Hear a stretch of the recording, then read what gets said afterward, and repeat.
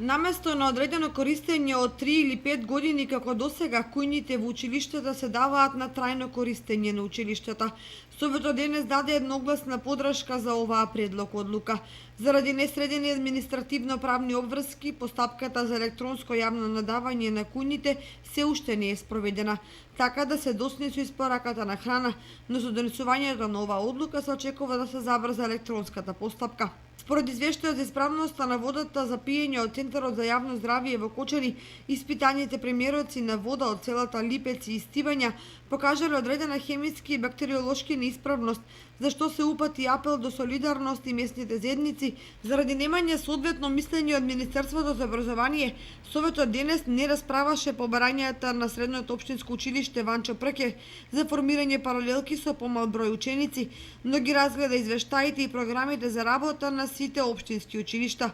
2015 година во Виница биле склучени 149 бракови, од кои 133 на подрачје на општина Виница, 16 со дополнителен упис се склучени во странство. Од нив само 11 во Блатици, Липец и 5 во село Драгобраште.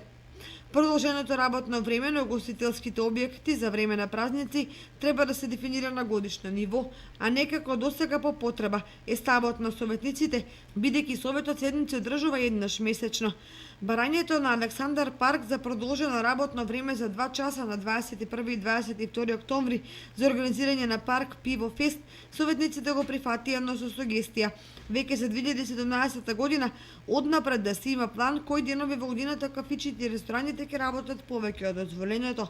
Сите барања за утврдување на правен статус кои се најдоа на денешната редовна седница добија зелено светло од советниците, а во советнички прашања речиси цел час се дискутираше за концесијата на топлите води во село Истибања, проблем кој пред неколку седници го иницираше сопственикот на хотел Шагал.